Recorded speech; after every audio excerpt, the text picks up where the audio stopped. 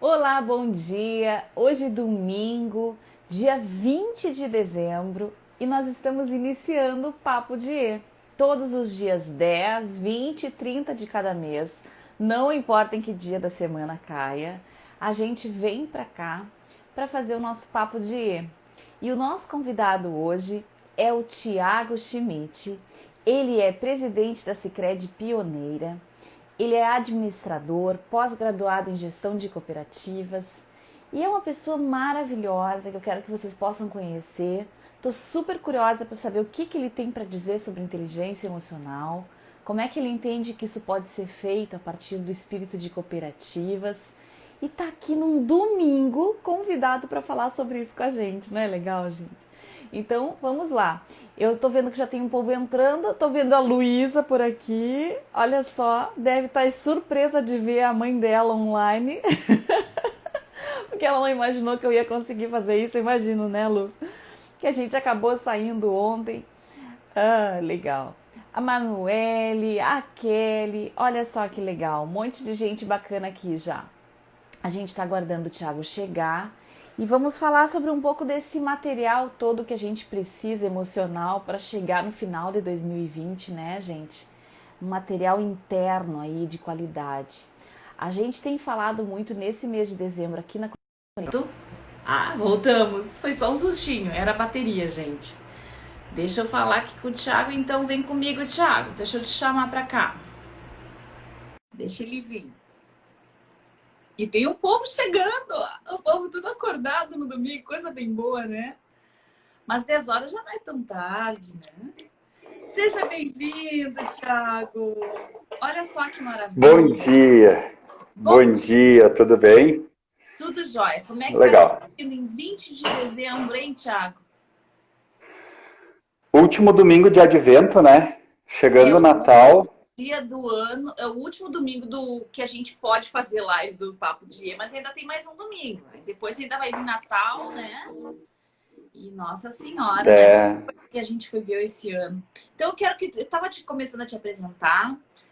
Eu te conheço da Sicredi Pioneira, esse lugar maravilhoso aí na Serra que eu adoro ir. Faz tempo que não vou para aí. Saudade que eu tô de vocês já. A gente ficou direto. Você ficou direto confinado? Confinado, ó. Não é nem mais isolado. Como é que tu viveu aí teus meses de pandemia, Thiago? Conta para nós. no meu caso, bastante confinado e com muita dor, né? Porque pelo pouco que tu me conhece, né, Ali, eu sou uma pessoa muito social, né? Então, Muito, muito. e pelo fato de tu falaste Sicredi Pioneira. A Sicredi Pioneira é mais do que uma organização, uma empresa, uma cooperativa, né? É quase uma entidade, ela tem todo esse envolvimento com as comunidades. Sim. Eu, inclusive, coloquei a minha camiseta amarela aqui, que tu vai, se eu posicionar para ti, Pode tu vai posicionar. lembrar da Ai, que abelhuda, ó. bonitinho.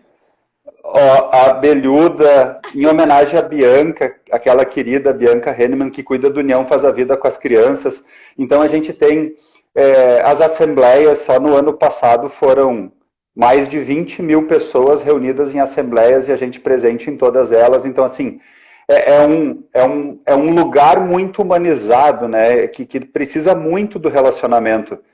E, Verdade. de repente, de uma hora para outra, eu não vou esquecer, Ali, foi no dia 13 de março, foi uma sexta-feira 13, em que tomamos a decisão de encerrar todos os eventos, assembleias, e a partir daquele dia foi um isolamento mesmo, foi um confinamento. Tu não errou a palavra, tu acertou. Não, é E como a gente está pra... sentindo. Eu estou me sentindo já na área do confinamento, sabe? Eu tenho um quadrilátero que eu faço mercado, às vezes a gente vai no parque e, e era isso. Mesmo entre os familiares, a gente tem respeitado o isolamento. Porque eu entendo que, claro, tem muita gente que precisou trabalhar, que a gente é grato por isso, pessoas que estão híbridas, né? Mas é o momento agora, ainda é de tomar cuidado. A situação em dezembro não tá muito bacana, assim, pra gente estar aliviando, né? Embora a gente É, olhe nas ruas aí um pessoal bem faceiro, não tem, mas eu digo que vai chegar o 31 de dezembro e tem gente decretando o final da pandemia, né? É doido mas pra o ser pessoal, confinamento, disse o Lu ali, ó. É verdade. o pessoal que nos assiste, eles devem ter esse mesmo sentimento, assim. Primeiro, eu tô fazendo uma provocação com as pessoas. Na última semana, alguns colegas da cooperativa pediram para gravar vídeos para homenagear os colegas pelo ano, né, e de tudo que a gente passou nesse ano. E ao invés de ir nessa linha, Lu, eu fiz uma outra provocação. Eu pedi que as pessoas resgatassem os seus sentimentos ou as suas expectativas antes da pandemia. A gente não fala mais disso. Sabe, a pergunta é, como é que tu estava te sentindo na virada de 2019 para 2020? Quais eram as tuas expectativas? Sabe o ano de 2020 que a gente construiu como mágico e todo mundo vinha construindo, não só economicamente falando, porque vínhamos de 4 anos de recessão, mas de acontecimentos, de possibilidades de realizações adiadas muitas vezes. 2020 estava sendo construído no nosso íntimo como um grande ano. Não que não tenha sido, porque eu também estou usando muito comumente a frase que 2020 não vai acabar no dia 31 de dezembro agora. É verdade. A gente ainda vai ter muito o que viver esse 2020. Em todos os sentidos, todos. Tá. Mas a gente teve que construir muito rápido, assim, o nosso 2020 de verdade, né? Acho que todo mundo meio que partiu do zero a sua caminhada, a sua jornada. É verdade. Deixa eu só comentar aqui o que o Luciano falou. Boa, Thiago. Vários fatores levam a uma falsa segurança que as pessoas estão sentindo, ele está falando, né? Mas tu sabe que vamos lá, vamos resgatar isso que tu acabou de dizer. Eu estava comentando isso em aula. Sexta-feira agora eu dei minha última aula do ano. E eu fiz, eu não vou dizer centenas, mas foi muita aula online. A gente esteve... Acho que centenas. Já tá. Se tu vai contar, tu vai te assustar. Eu fiz centenas de reuniões. Centenas de palestras pelo país que antes só no avião eu não ia conseguir ter feito. Exatamente. Essa sensação que eu tenho também é um certo cansaço, porque é muito doido que tu faz tudo isso e eu tenho esses livros aqui de testemunhas... Porque eu estava aqui, onde eu estou falando contigo, e tu também provavelmente estava aí, ou perto de onde tu está, e tu estava viajando para o Brasil inteiro, falando com pessoas ao mesmo tempo, né?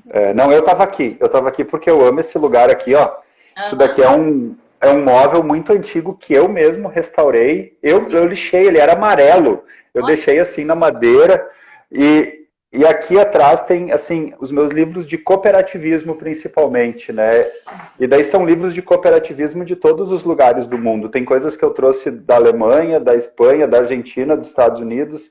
Então, tem mais coisa por trás da leitura, né? Tem todos os vínculos emocionais com o que esses livros representam também, né? Eu também, meus amigos da IE aqui. O mundo da inteligência emocional.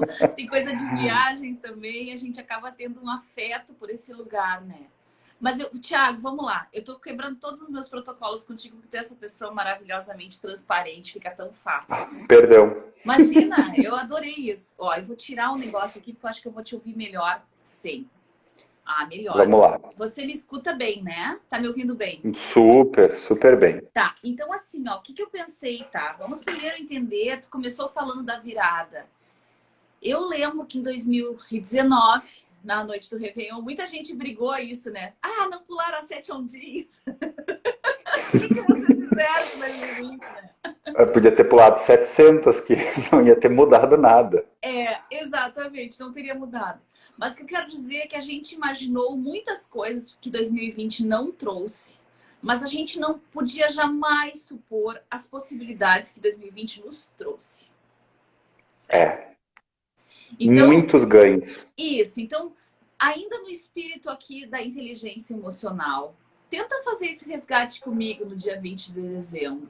Que coisas 2020 te trouxe e trouxe para a própria cooperativa que tu não poderia jamais acontecer? Tu me deixou arrepiado, porque passa muita coisa na cabeça e a gente pode viajar em várias dimensões, sabe, Ali? Pode ser nas técnicas operacionais, nas estratégicas. Por exemplo, vamos começar com algo assim, muitos do que devem estar acompanhando agora tem essa realidade também no seu trabalho. A gente terminou 2019 planejando iniciar uma construção de um novo mapa estratégico na cooperativa, né? E iniciamos isso em janeiro, fevereiro. E, de repente, quando a gente começa a fazer as primeiras conversas, os primeiros diagnósticos para construir, porque uma construção estratégica nada mais é do que tu chamar todos os stakeholders, assim, colaboradores, associados, fornecedores, todos os que fazem parte da tua organização e dizer, perguntar como é que tu nos enxerga, como é que, o que nos marca em ti, como é que tu nos enxerga no futuro, e jogar tudo isso no liquidificador e ver o que é denso de verdade, que é a tua essência, né? Uhum. O que tem conexão com a tua organização. Uhum. E a gente começa a fazer um trabalho de planejar o futuro justamente quando vem algo que diz ninguém esperava por mim, né? Vem um coronavírus e diz assim, eu não estava no planejamento estratégico de ninguém.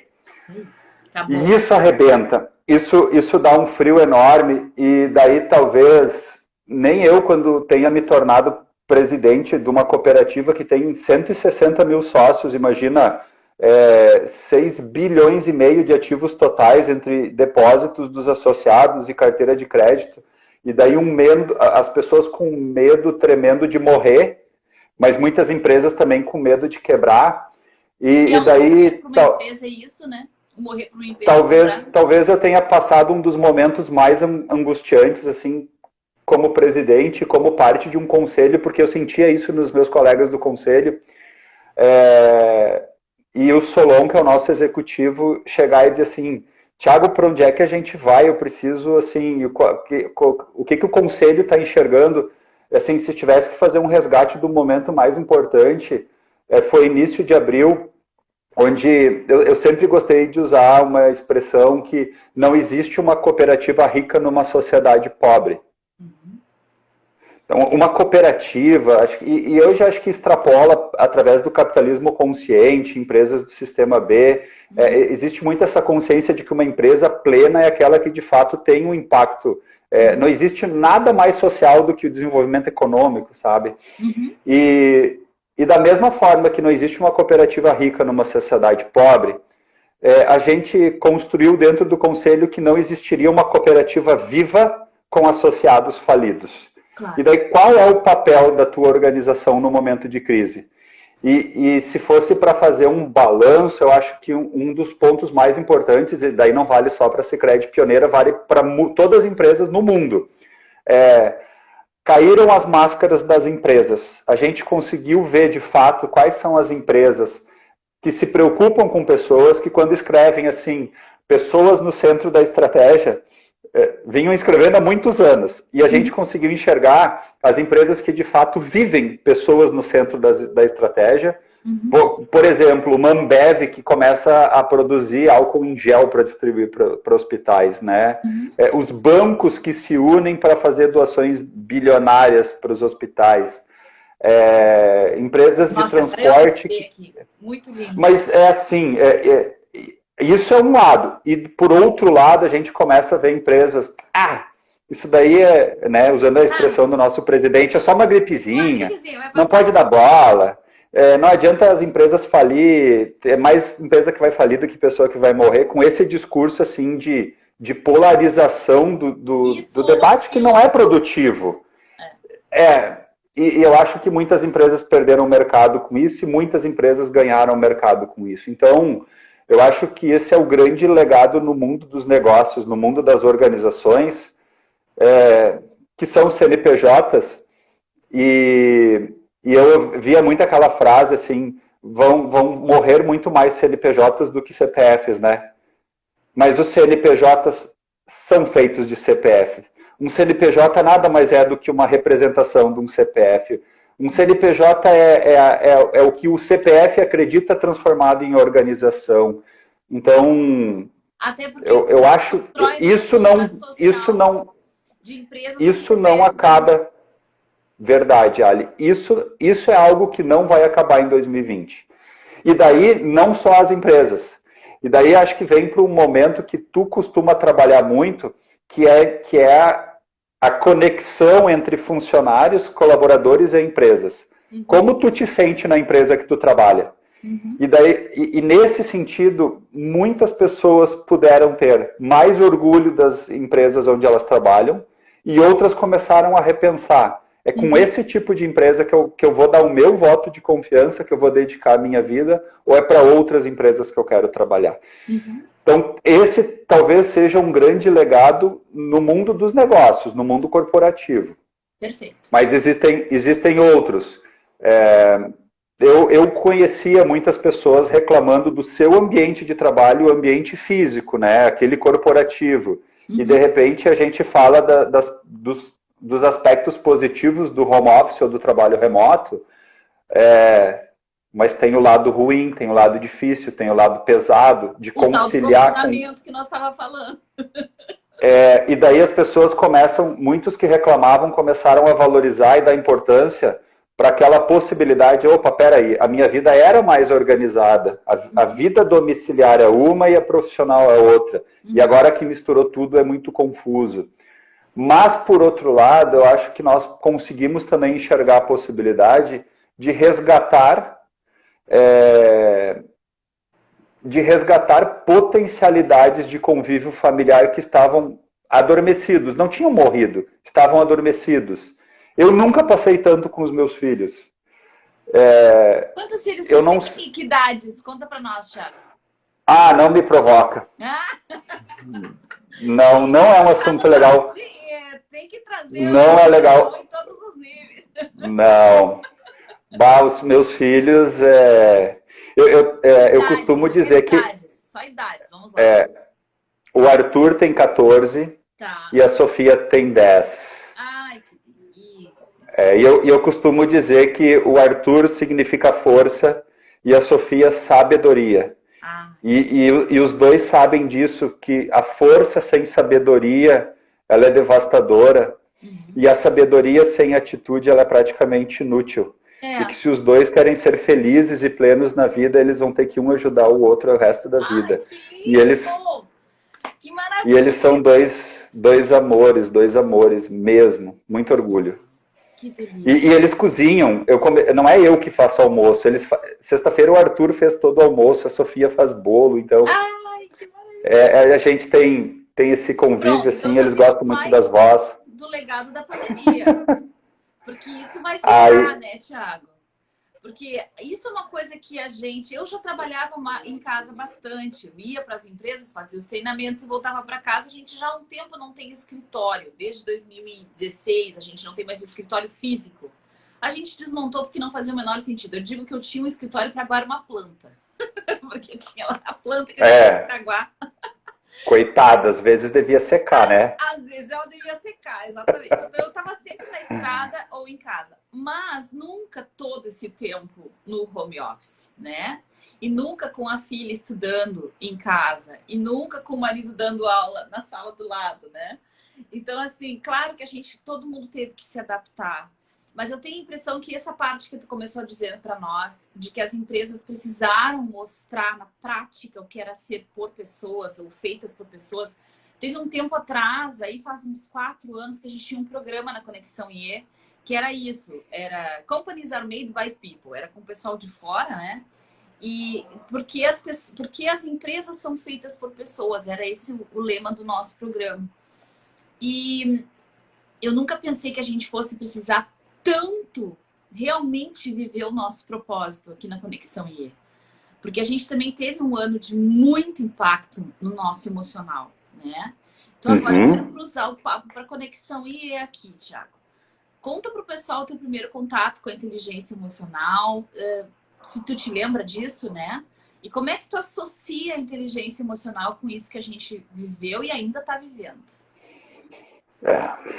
Bom, eu já convivo e ouço bastante de inteligência emocional desde os 17, 18 anos de idade. Eu com 15 anos eu fiz técnico em gerência empresarial, né? Eu me especializei na área de gestão bastante cedo, Alessandra. Não sabia disso!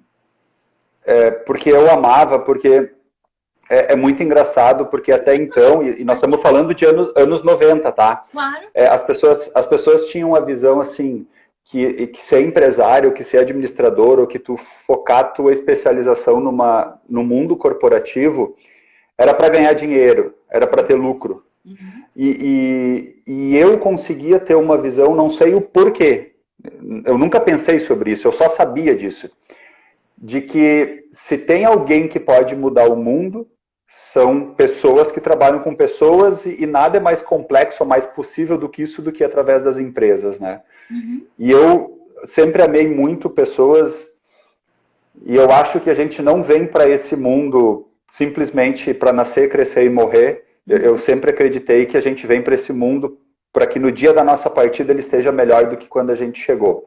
Se cada um de nós acreditar nisso, e eu acredito que esse meu estar melhor, para alguns pode ser através da medicina, para outros através das artes, através do direito, através da psicologia, mas para mim era através da gestão de empresas. É o que eu amo fazer e sempre fiz desde muito cedo. Uhum. Com 10 anos eu já trabalhava, com 12, 13 anos tocava um mercadinho da família, que era um ponto colonial. A minha mãe fazia tortas, fazia bolos. A gente chegava a fazer 15, 16 tortas numa sexta-feira para entregar finais de semana. Aí em Nova Petrópolis? Não, em Novo Hamburgo. Eu sou natural de Estância Velha e a gente fazia isso em Novo Hamburgo. E hoje eu moro em Dois Irmãos. Só que isso mexia muito comigo. Eu gosto de mexer, de trabalhar com pessoas e vai ser nesse mundo, nesse formato. E dali eu comecei a aprender um pouco sobre inteligência emocional, mas de forma muito superficial, sabe? Depois a gente tem aquele filme da Disney, como é que é o nome? O Divertidamente, que tu assiste, e ele é um filme muito inteligente. Assim, eu sempre gostei de desenhos animados que tem uma mensagem de pano de fundo. Uhum. Inclusive, recomendo quem quiser assistir com os filhos, como treinar... Não, agora, tá maravilhoso. Não, mas assistam também, por favor, Como Treinar o Seu Dragão. Maravilhoso. Assim, mas eu chorava em todos, eu não vou dar spoiler de nada, mas o primeiro ele traz uma mensagem que hoje já esteja mais convencionada, da diversidade ou da aceitação, mas que quando foi lançado não era de tal modo, né? Então assistam o 1, o 2, o 3, todos são extraordinários. Da inclusão, né? Do sonho, da parceria, do cooperativismo, porque eles trabalham... Não, do mindset aberto, daquela coisa de que nós somos bons e os dragões são maus. Então, assim, gente, tem muita mensagem bacana por trás. Uhum. Mas o dia que o IE deu uma paulada na minha cabeça foi um sábado de manhã em Nova Petrópolis, quando eu conheci uma pessoa chamada Alessandra Gonzaga. Obrigada, Thiago. Que gratidão ouvir isso. Não, é sério, eu nunca te comentei, mas eu sempre fui uma pessoa que nunca me agarrei muito em imagem, na minha imagem. E eu vinha de um mundo corporativo mais familiar, atuando 14, 15 anos na construção civil, e eu, assim, eu lidava, por exemplo, com engenheiros, com arquitetos, com grandes empresários, com pequenos empresários, com pedreiros em obra. E era engraçado porque eu consigo circular com todos esses públicos de forma genuína, natural. Se tiver que chegar numa obra com um pedreiro e se criar afinidade, eu consigo.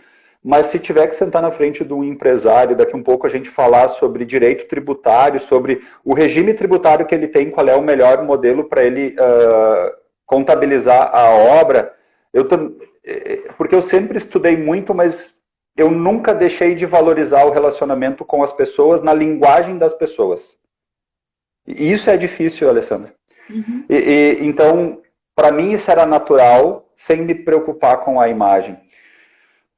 Mas quando eu venho para a cooperativa, eu começo a fazer parte de um mundo corporativo muito mais denso, muito mais pesado, onde tu não tem mais tanto contato com as pessoas e constroem-se imagens a respeito da tua pessoa. E daí muitas vezes tu começa a receber feedbacks que não são aqueles que tu gostaria. Então eu estava num momento bastante difícil, assim, me questionando, num momento questionador da minha vida, sabe, do que realmente eu queria. E foi mágico aquele momento contigo num sábado. Foi um sábado, o dia todo. Eu me lembro. Mas é um sábado. E eu tava com o meu joelho doendo. E tu me bateu a foto do grupo. Tu que tá mais no plano de frente do grupo, me lembro que tu fez Sério? aquela selfie que a gente aprendeu a fazer alguns anos ou outro depois, Braço né? comprido ajuda, né? Tu puxou o braço e fez. Tá falhando um pouquinho o teu sinal, mas eu tô te ouvindo bem. Mas tu sabe, deixa Voltou, eu tô te comentar, ouvindo. já que tu me fez essa gentileza de comentar disso, eu também tenho que te comentar. São poucas as vezes que a gente consegue esse tanto de efeito que a gente teve naquele sábado. E eu vou te dizer qual era a diferença daquele sábado. Eram as pessoas ali. Vocês O grupo. chegaram... O grupo. Vocês O chegaram grupo estava ali, disposto. o coração estava na mesa, à disposição, sabe? Assim, não havia nenhuma reserva. Não havia nenhum jogo por trás, não havia nenhuma pauta fake. As pessoas estavam ali para falar sobre as suas emoções, sobre como interagir umas com as outras. E nós estávamos nesse lugar maravilhoso que é Nova Petrópolis, então tinha ainda por cima a atmosfera do lugar. Fantástico, né? Então, isso. Ali, eu Também foi preciso muito te fazer forte para mim. eu preciso te fazer um comentário que eu acho que eu sei qual foi o motivo daquele grupo daquele sábado. Uhum. Eu convivi, infelizmente, talvez isso tenha influenciado muito nos meus aspectos de inteligência emocional com alcoolismo, por parte do meu pai até os 8 anos de idade. Uhum. Mas assim, muito forte, muito triste, de coisas que nem preciso comentar aqui, mas pensa em coisas tristes e era isso. Teve um dia, por exemplo, que o meu pai chegou, era meia-noite passada e eu e o meu irmão estavam dormindo e ele chegou muito bêbado e perguntou cadê o Thiago e o Rafael, e a mãe disse, eles estão dormindo. Eu disse, mas que absurdo, como é que eles vão dormir sem dar boa noite pro pai? E ele vai lá e ele começou a bater na gente até que a gente acordasse para dar um beijo de boa noite dele, e daí a gente podia dormir. Mas eu presenciei muita violência por parte dele com a minha mãe, mas era assim, quando ele estava sob o efeito do álcool. E eu, enquanto criança, eu enxergava 2 pais. O pai alcoólico e o pai não alcoólico. Eu não sei como, não me pergunta como, tá?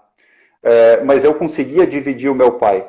O meu pai, ele assim, o super-homem, ele não fazia cócegas perto do meu pai de tanto orgulho que eu tinha do meu pai. Mas quando o meu pai bebia, eu tinha vergonha dele. Uhum.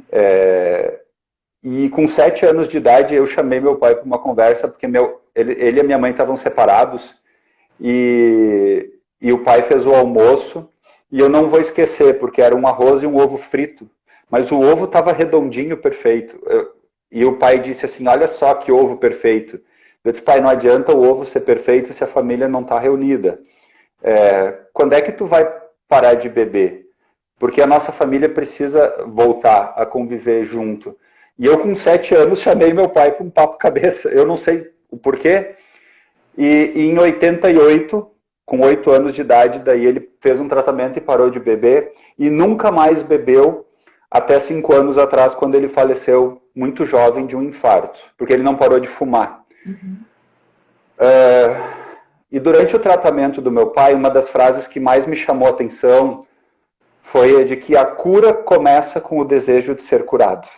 Uhum. Uhum. A gente sabe disso, mas a gente não repete, tá? Uhum. A cura começa com o desejo de ser curado.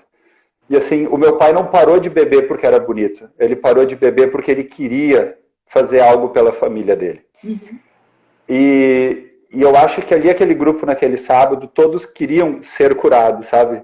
Todos estavam de coração aberto.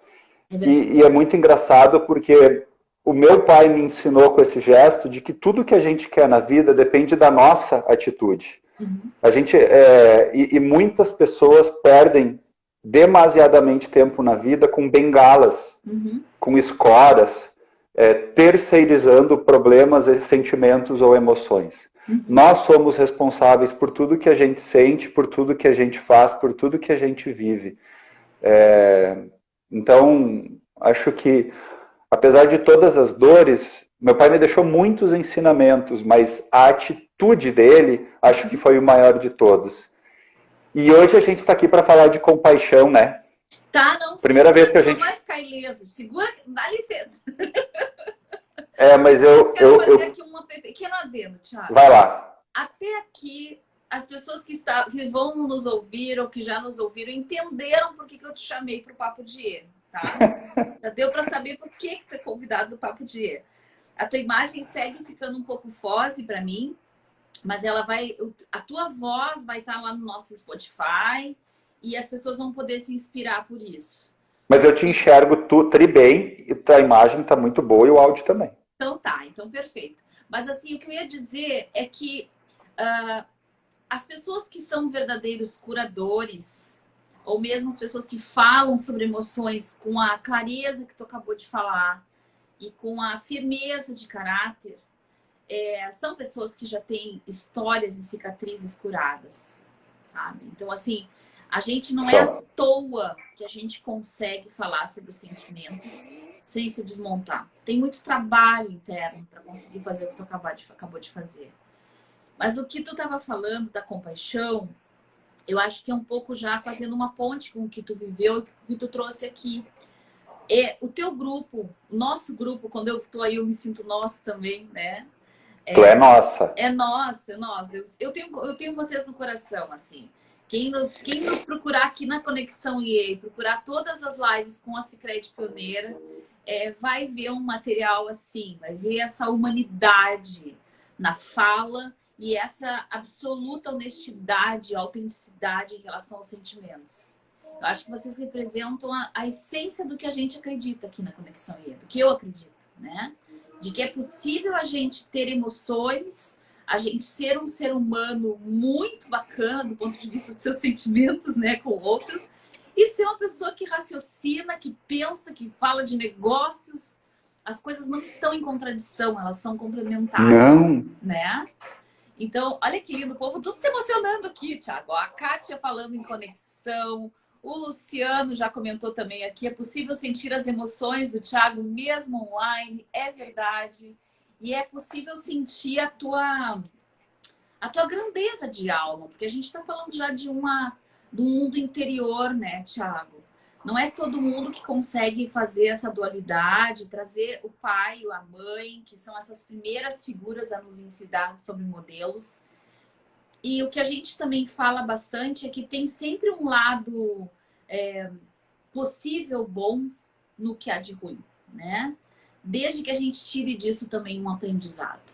Toda e qualquer coisa ruim que aconteça na nossa vida, qualquer história triste que aconteça na nossa vida, quando a gente retira disso um aprendizado, uma possibilidade de ser um ser humano melhor, já melhora a situação, né? Já dá uma sensação de alívio. Agora, tô te enxergando melhor, ó. Enquanto isso, tu já ganhou um fôlego. Então, vamos começar a cruzar para a compaixão. Como que tu acha que a compaixão pode estar presente numa cooperativa? Já vou cruzar direto com a cooperativa. Qual é a relação entre a cooperação, a compaixão e o espírito cooperativo? Vamos lá. É muito covarde essa tua pergunta, porque ela é fácil demais. Aí é muito barbada. É engraçado porque, assim, tem diferença entre cooperação e cooperativismo, tá? Tá, vamos lá. Talvez as pessoas não se deem conta. E aqui eu acho que eu tenho um espaço, assim, com um público bem interessante de aprender isso. Uhum. Porque a cooperação, ele é o ato de trabalhar juntos, de fazer juntos. Tá. E até o tráfico organizado coopera. Okay. A cooperação, ela não é necessariamente só para o bem. Uhum. Então, e o cooperativismo é a doutrina de cooperar, é a cooperação com princípios e valores.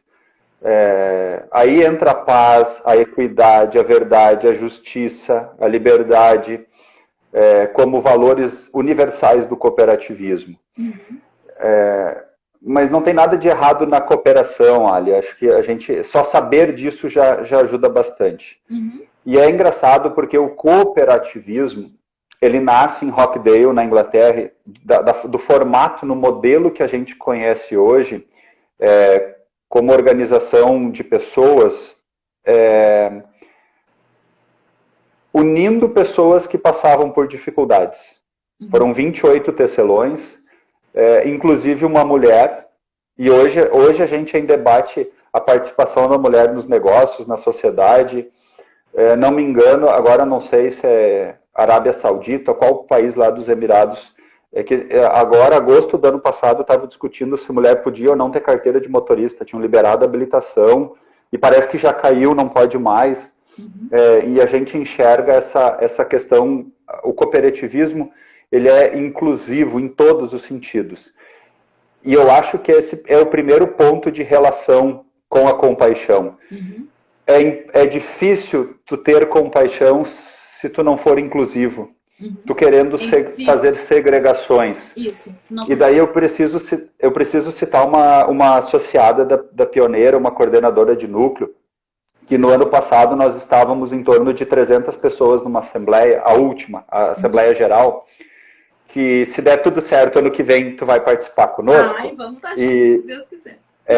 E essa assembleia foi uma assembleia mágica, assim, foi uma assembleia de 2 horas que quando terminou, foi já, mas meia hora, 15 minutos, a gente não viu passar de tão mágica e emotiva que ela foi. E quando ela terminou e eu dei tchau, acabou, chega, vou embora, teve uma associada que levantou a mão e disse, eu posso falar? Eu disse, claro. Daí foi alcançado o microfone e ela disse assim, a gente vive num mundo tão polarizado, na dicotomia de ou tu é religioso, ou tu não é, ou tu as questões sexuais, as questões políticas. Ou tu é a favor da vacina, ou tu é contra o presidente. O que uma coisa tem a ver com a outra? Isso. Mas as pessoas conseguiram polarizar tudo. E essa associada, ela diz assim, Thiago, eu preciso dizer uma coisa para vocês. A gente está aqui no mesmo ambiente, em paz, e aqui nós temos empresários, agricultores, colaboradores da iniciativa privada, pessoas de trabalho voluntário, pessoas de baixa, média e alta renda, ateus, cristãos, luteranos, hétero, homossexuais, pessoas de esquerda, de direita, italianos, alemães, nenhum dos dois, mas o cooperativismo possibilita todo esse público no mesmo ambiente. Que lindo. Por que isso não é possível na sociedade? E daí eu acho que essa é a grande relação da compaixão com o cooperativismo. A compaixão, a gente fala muito em amor, e acho que o amor seja o sentimento mais extraordinário da inteligência emocional, mas o amor sem atitude, o amor por si só, ele é amor. Eu acho que a compaixão, ela é a concretização do amor, ele é o amor colocado em atitude. Que lindo isso! A compaixão, a compaixão é a prática. Ele é a prática do amor. E o resultado prático disso, o produto da compaixão é a paz. Porque se nós tivéssemos... Eu não duvido que nós não tenhamos amor no mundo, Ali. A gente tem, mas cada um tem o seu jeito de amar. Agora, se todos pudéssemos concretizar esse amor em atitudes de impacto verdadeiro na sociedade, sem nos preocupar com a nossa imagem, nós teríamos um mundo de mais compaixão e, por consequência, mais paz. Então, isso é o cooperativismo, porque... E daí não é só em cooperativas que existe o cooperativismo. Claro. Tu pode olhar uma entidade de classe, uma comunidade no interior que se ajuda para fazer as coisas acontecerem. E isso é o cooperativismo. Tu não precisa necessariamente ter uma cooperativa para viver o cooperativismo. Então, essa prática do amor, da compaixão, do cooperativismo é que vai nos proporcionar paz através de uma construção de ideias melhores, né? Então, por isso que eu te digo assim, eu estava preocupado porque a gente não fez nenhuma prévia dessa conversa. Nada, e eu sou aquariano, penso num homem organizado. Ele me mandou só um oizinho assim de manhã, hoje a gente vai se falar, né? Vamos. Sabe, nada. A gente não sabe. Aqui tá tudo do zero, como se fosse uma conversa de mesa de bar. Mas esse é o do Papo de Eu, você... mas não faz isso com um aquariano. Chegou a bebida seria. Deixa eu te dar um fôlego, porque vai vir a próxima pergunta agora Mas vai lá. tá saindo muito. Vai ser difícil agora o resto do pessoal pro Papo Dia. A pessoa vai ser convidada pro Papo Dia. Eu vou dizer, assiste essa live aqui, ó, com o Thiago. Não, Aí, não, se tudo estiver não. bem, a gente marca. Eu só quero comentar um pouco aqui, o pessoal te elogiando, Júlia dizendo que tem uma excelente pessoa e profissional, um aluno meu da PUC, o Edu, seja bem-vindo, Edu, aqui é o canal da Prof. A Maiane lá de São Paulo, maravilhosa, parceira minha, vamos ter um curso ano que vem juntas. Quando a emoção transborda, conseguimos nos conectar com a nossa essência e a essência do outro. É verdade, Maiane. Ah, saudade de São Paulo. Nossa, saudade de um avião. Saudade de todo esse nosso Brasil maravilhoso. O pessoal pode botar pergunta, né? O pessoal podia botar pergunta para nós. Aproveitem para fazer perguntas para o Thiago, para comentar o que essa fala dele já está ecoando em vocês. E eu tenho mais uma pergunta aqui importante para nós. Tu falou da questão do legado corporativo, da importância da gente se conectar com esse propósito maior. Sabe que nesse ano muitas empresas, essas empresas que trouxeram as pessoas, elas se deram conta da importância da gente ter uma visão compartilhada. Então a gente falou da compaixão, que é essa ação do amor, é esse amor planificado no nosso mundo.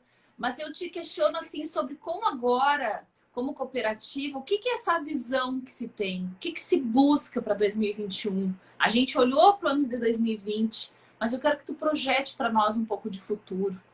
Que visão é essa? Vai bem além de 2021, Ali, tu não tenha certeza. Primeiro, mandar um beijo para a Clarissa e para a Heloísa que entraram agora, né? A Clarissa, tu falou em live, né? Nossa, a Clarissa fez uma live maravilhosa com uma pessoa que eu vi lá na... Maravilhosa. A Clarissa, tanto quando ela veio para cá, como quando eu fui para lá, nossa senhora, a gente já tá parceira de live, a Clarissa, a gente vai acabar tendo um programa. Né? Vale a pena, é uma dupla sensacional. Extrapola 2021, Ali, não tenha dúvida. Aquela frase de que 2020 não acaba em 31 de dezembro, não acaba mesmo. Porque, assim, e de novo, a gente não pode falar só das questões corporativas. Corporativas e familiares. Eu acho que vários aspectos comportamentais, e daí extrapola a questão das habilidades e dos conhecimentos. Porque aí é a mesma lógica do amor e da compaixão, que a compaixão é o amor concretizado em atos e atitudes. Eu acho que esses comportamentos que 2020, por vezes, nos obrigaram, por vezes, nos possibilitaram que fossem realizados, novos comportamentos, a gente começa a ficar mais criterioso em relação àquilo que nós queremos para as nossas vidas, né? E o quanto coisas simples são importantes e estavam não mortas, mas adormecidas. Verdade. Nas famílias e nas empresas. E tu acha que isso é só para 2021? Não é. Isso vai muito mais longe. Isso não acaba. E principalmente porque, assim, nós estamos falando de, por exemplo, uma geração de jovens, de adolescentes para jovens. Nós falamos do meu Arthur, com 14 anos, né? Ele está indo para o ensino médio agora. Certo. Ele está muito incomodado do que ele quer fazer. Também. Ele não, tá indo pro ensino ele médio. não quer... No mesmo caso. Pai, eu não quero só fazer ensino médio, eu quero fazer um técnico junto. Ele está preocupado com uma profissão. Mas ele tem 14 anos, mas olha essa consciência dele tão cedo. Eles amadureceram eu sei demais também esse ano. Bingo! Assim, a gente pode ter perdido produtivamente alguns meses em 2020. Nós, como CNPJs, nós perdemos meses de estoque, de produção, de trabalho. Houveram impactos econômicos, sim.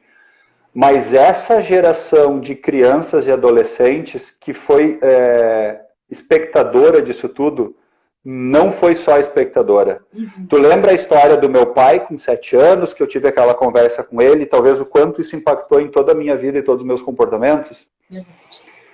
Eu acredito muito que essa nossa geração de crianças e jovens foi muito impactada por tudo que eles presenciaram e viveram.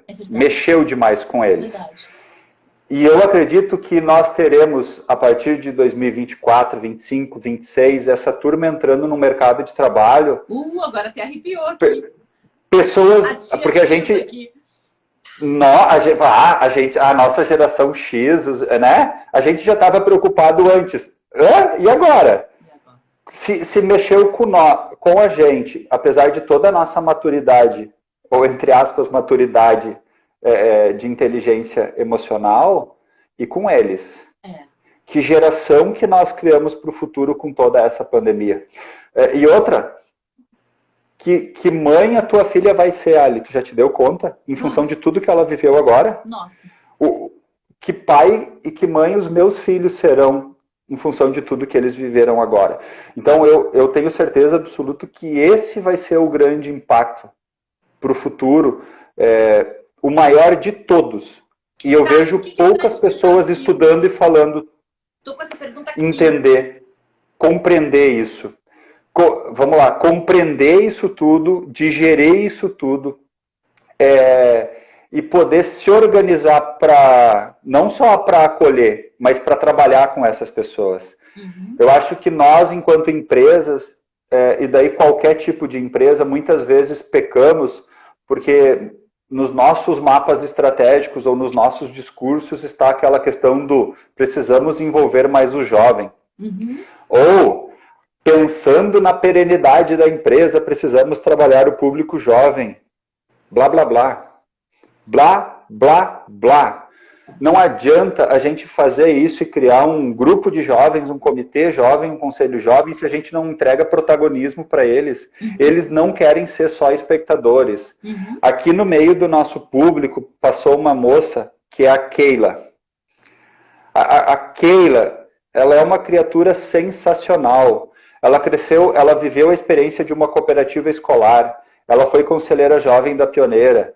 Aí quando houve no ano passado, retrasado lá, um fórum, um congresso das cooperativas brasileiras, e tinha os jovens COP, 20 jovens escolhidos no Brasil todo, a partir de 3.500, ela se inscreveu, fez um vídeo e foi eleita uma das embaixadoras jovens. Hoje ela... Oi, Keila. Ela foi chamada para um trainee na cooperativa, ficou um período numa agência aqui em Dois Irmãos, hoje ela está bombando lá na agência de Nova Petrópolis, a equipe ama, mas por quê? Tu entendeu que passa por protagonismo dos jovens? Não adianta a gente chamar os jovens para dar uma palestra ou mostrar um filme, eles não querem. Não, claro que não. Eles querem vamos deixar, eles querem saber vamos deixar eles botar a mão na massa. Exato. Nós temos um exemplo. Aí, Thiago. Explica para as pessoas, porque me lembrei da Bianca. Bianca, essa jovem que eu tenho. Eu vou mostrar de novo. A Bianca ainda vai dizer, por que eu não tava lá? Pois é, Bianca, dormiu pra mais, ó. Como é que tu não tá aqui nessa live? Ela até curtiu quando a gente colocou lá. Mas e aí? O que a União Faz a Vida nesse sentido e nesse ano? Tu sabe que eu te recomendo um programa só do União Faz a Vida, porque... Vou chamar a Bianca, já tá combinado. Pode deixar, vou combinar. Mas então eu não vou entregar muito, eu vou resumir, tá? Mas eu vejo União Faz a Vida, porque União Faz a Vida nada mais é do que uma ferramenta pedagógica de suporte para os professores. Tu é professor e sabe o que eu estou falando. Qual é a média de dar aula que os professores têm? Tu te enxerga nessa média, Ali? Não, tu não te enxerga. Eu sei que não. Só que a tua matéria talvez permita... Tá, mas e se tu fosse professora do ensino fundamental? Aí... Como é que tu daria aula? Eu só imagino. Bom, sendo de E, é mais fácil. É isso que eu tenho para te dizer. Quanto mais jovens são... É que a pauta permite. Mas assim, como é que se ensina português, história, geografia, matemática? Como é que se ensina respeito com os pequenos, com as crianças? O quanto da sociedade que nós temos hoje é por falta de uma IE no ensino fundamental, ou professores preparados para IE. Nem vamos entrar nessa pauta, né? Mas a gente se preocupa com isso no União Faz a Vida. União Faz a Vida é uma metodologia que possibilita ao professor ferramentas de dar aula onde o aluno seja mais protagonista do processo de aprendizagem. E as emoções consideradas. A gente já fez treinamento com o pessoal do União Faz a Vida nisso também. E para que ele cultive, para que ele gere, para que ele possibilite a criação de valores de cooperação, e daí é cooperação, não é cooperativismo, a gente falou no início, de cooperação e cidadania. Ponto, só isso. Então, quando a professora vê em sala de aula os alunos brigando, por exemplo, por causa de Grêmio e Inter, o que é muito comum. Muito. Mas como é que a gente trata como professor? Só xinga, reprime? Ou diz, gente, vamos estudar a história dos clubes? Como é que nasceu o Grêmio? Como nasceu o Inter? Ou ainda, e daí tu já enxerga. Acabou de acontecer aqui, né? Porque daí a briga se torna um material de estudo. Mas a gente tem casos, só no ano passado foram 1.200 projetos. Um deles era sobre a dupla Grenal. E daí os alunos foram estudar e viram que lá nos anos 50, o estádio do Inter dos Eucaliptos era muito pequeno, não dava mais conta. E o Grêmio tinha construído o anel inferior do Olímpico e estava com dificuldades financeiras. E os dois se uniram, regime de caixa único. 100% rateio de despesas e receitas. Pronto. E durante esse período, a gente não sabe isso na história, mas quando a gente, através da curiosidade das crianças, vai fazer pesquisa, a gente descobre coisas que muitas vezes não estão no material didático, na base nacional comum curricular. E daí eles viram que foi através da união que os dois clubes se tornaram grandes. Que massa. Ou a história da borracha. Então existem projetos maravilhosos. E eu sempre digo que se mais crianças tivessem a possibilidade de participar dessa metodologia de ensino nas escolas, hoje a nossa cidadania média seria com a régua mais alta.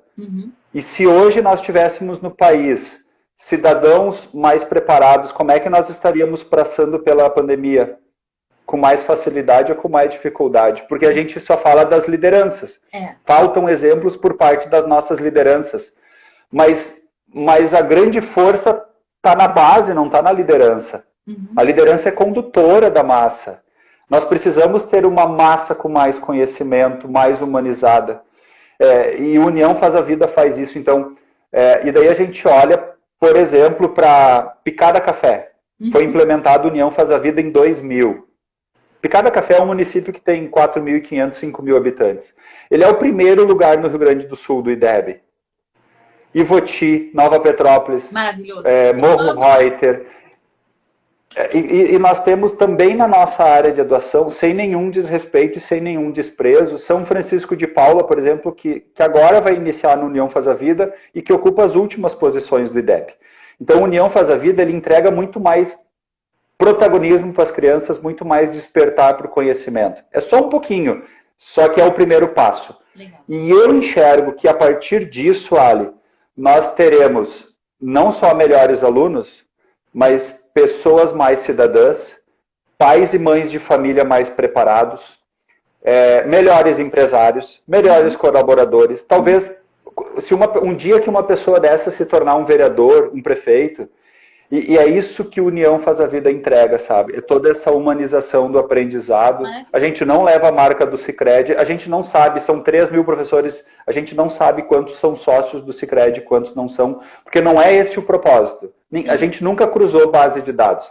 É para, de fato, impactar na educação dessas comunidades. Então, e eu tenho certeza absoluta que para a educação foi um ano muito difícil. Tu é professora, mas tu atende um tipo de público que ainda tem acesso à internet e vocês puderam fazer aulas remotas. Verdade. E no ensino público básico, como é que foi?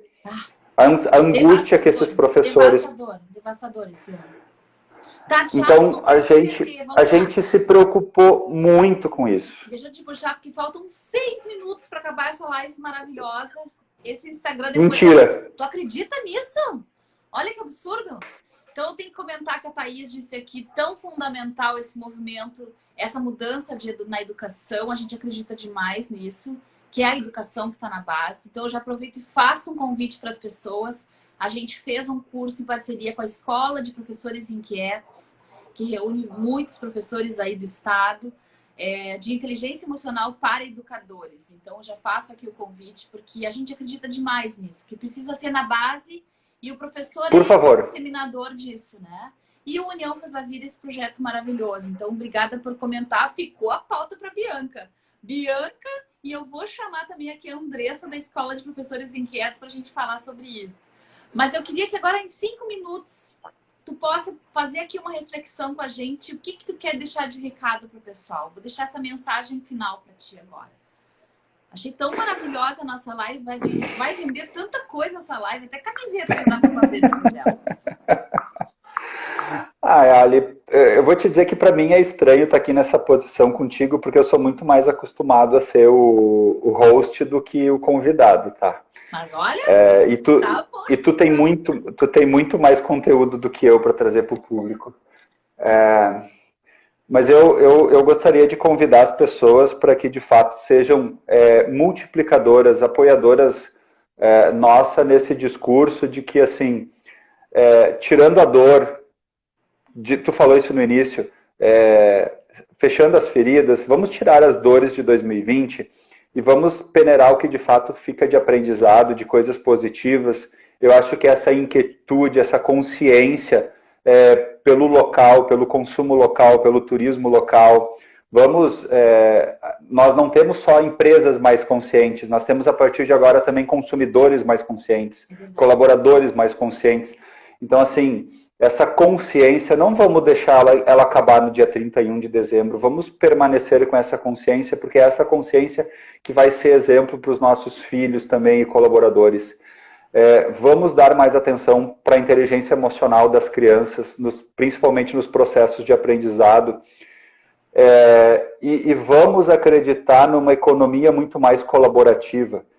Eu não estou falando em utopia ou em óculos cor-de-rosa, não é isso. Eu estou falando na possibilidade de processos econômicos do ganha-ganha, da gente, enquanto organização, crescer e todos que estão conosco crescerem também. No cooperativismo, a gente chama isso de autoajuda e ajuda mútua. Como é que tu vai ser feliz no meio de uma família triste ou cheia de problemas? Exato, exato. Então, como é que tu vai ser rico no meio de uma sociedade pobre? Vamos questionar a nossa riqueza. O que é riqueza? Além dos valores econômicos financeiros. Então, que a gente busque, de fato, a riqueza plena, que é a prosperidade que a gente tanto vende no cooperativismo. E daí, no cooperativismo, nós temos um símbolo sensacional, que são os 2 pinheiros. E os 2 pinheiros têm rigorosamente o mesmo tamanho, porque representam a mesma relevância, o econômico e o social. Uma empresa que foca demais no econômico, ela não produz nada além do que dinheiro, e isso é muito pobre. Muito. E se a gente pensar demais no social, a gente vira filantropia e vai faltar dinheiro para realizar esse social. Então, os 2 pinheiros do cooperativismo pregam o equilíbrio entre o econômico e o social. Acreditem nisso, independente de vocês trabalharem ou não em cooperativas. Levem isso para suas organizações. E a partir do momento que a gente foca no econômico para gerar e distribuir riqueza, a gente tem a possibilidade de deixar comunidades melhores para os nossos filhos. Ponto. E com parte desses recursos, a gente investindo nas pessoas e principalmente na educação, a gente vai deixar filhos melhores para as nossas comunidades. Eu acho que esse é o grande legado das pessoas e das organizações, nós falamos em legado. Eu acho que essa é a grande compaixão que as pessoas podem ter, assim, melhorar as outras pessoas. Que lindo. Hoje a gente fala em impacto social no sentido das pessoas aprenderem a pescar. Não é tão possível hoje. A gente precisa ensinar a pescar e também dar o peixe hoje. Mas quanto mais pessoas aprenderem a pescar enquanto a gente vai dando peixe, logo ali na frente a gente vai ter comunidades melhores. E hoje a gente fala tanto em propósito, né? O nosso propósito na Pioneira é juntos construirmos comunidades melhores. E construímos na primeira pessoa do plural, porque somos todos nós, sim. É justamente isso que a gente quer dizer. A nossa cooperativa vai completar agora, dia 28 de dezembro, 118 anos. E quando ela foi fundada, há 118 anos, não foi para ter lucro, não foi para ter retorno sobre o patrimônio líquido. Foi para construir comunidades melhores através do trabalho, geração de renda e educação. Então a gente consegue carregar isso até hoje, e quanto mais pessoas vierem para esse movimento e multiplicarem esse movimento nas suas organizações, obrigado, é isso que a gente quer. Lindo, Thiago. Desculpa que eu te cortei, porque vamos acabar caindo aqui.